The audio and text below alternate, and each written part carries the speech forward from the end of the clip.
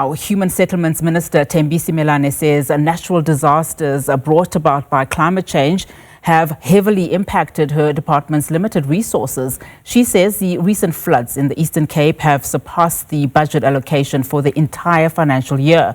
Simelane was delivering her department's budget vote speech this afternoon in Parliament.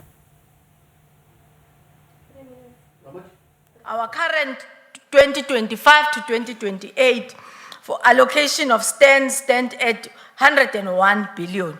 The current allocation for this financial year is at 34 billion. Of the 34 billion allocation for the current financial year, 30 billion of it is grant to provinces and metros and will be transferred as such. We are working hand in hand with them in terms of ensuring that allocated funds for human settlements only do what human settlements is supposed to do. The grant allocation, therefore, constitute 90.7% of the total budget allocation. 16.9 billion is to be transferred to provinces, making up about 54%, while 13.9 is going to metros, making about 46%. Of the provinces, metropolitan districts and local have suffered the greatest brunt of the climate change. Over the past few months, we have countless natural disasters in the province of KwaZulu-Natal, Eastern Cape, Free State, and Western Cape. These have costed us a multitude. Yet our current budget allocation is sitting at 336 million. Only talking to what the Eastern Cape has suffered with regard to Mthatha floods, it surpasses the allocation for the entire financial year that we have. We remain concerned with the slow delivery of the title deeds to beneficiaries. The major challenge of this project is delayed and stalled processes of township establishment and proclamation. The interesting part to this is that these communities are already residing there. So we're saying that the act which regulates, which is Pluma and NEMA from the ministries, will enable us to unlock at least over 300,000 household will be able, and we have started engagement with Minister George and Minister Nyosh. So this will ensure that we accelerate even the target that we have of 80,000 of ensuring that we reach 300,000. A housing subsidy system, which is a HSS portal, which deals in the main, dealing with the data register on what we call beneficiaries and ensuring that we go with the technologies to develop the National Digital Human Settlement Management System will be of assistance. And this is to ensure that we manage our beneficiary system. HDA and NTT department has also developed and piloted the beneficiary experience tracking application, which assists us in this. Accordingly, the HDA has been analyzing a set of pillars driven by data and indicators. So far, we have mapped all of our 4,075 informal settlements. Why is this mapping important? To understand what we then need to register and shouldn't register because maybe they are sitting in low-lying areas or in wetlands and whatever, so that we can look into the relocation. It's not the Minister Thembi Simelane's budget, but rather a budget for the people of South Africa. In adopting this budget, we are contributing towards the restoration of their dignity, especially the poor of the poorest. Receiving a government-subsidized house has restored our people's dignity because they now have decent shelter over their heads.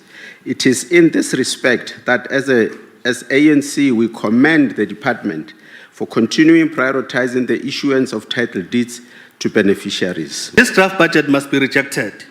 Its real-term decline across key programs, particularly in integrated human settlements and informal settlements upgrading, directly contradicts the constitutional obligation to provide adequate housing, and the strategic goals of the national development plans.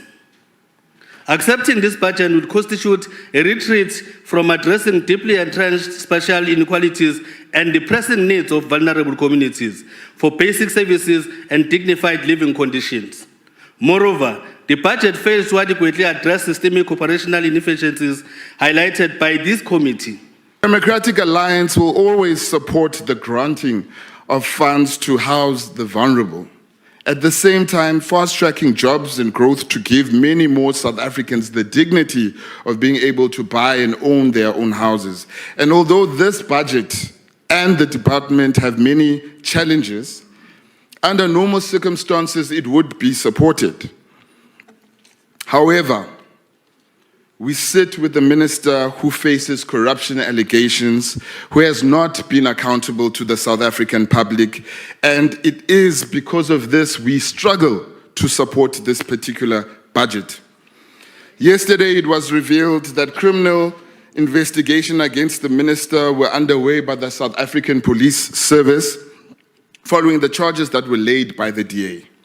When the minister at the helm cannot be trusted with the scent of the taxpayer funds, how are we supposed to tell the public that their interests are cared for and protected?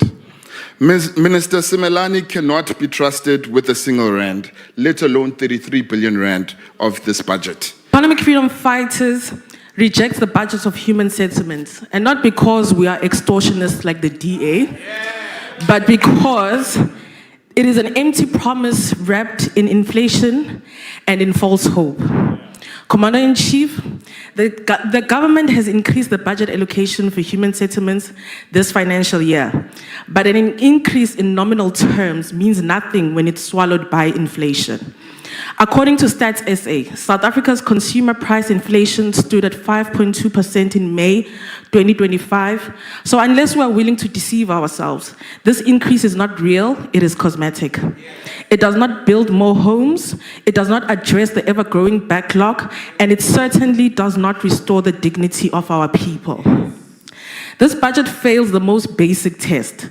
It does not speak to the housing backlog, which now exceeds 2.3 million units.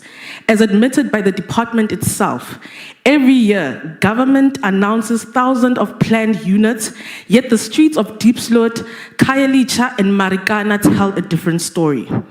Over 13 million South Africans still live in informal settlements, backyards, and overcrowded RDP houses. This is not a technical failure. It is a political and moral one. It is a betrayal of the promises made in 1994 that every citizen would have access to adequate housing and basic services.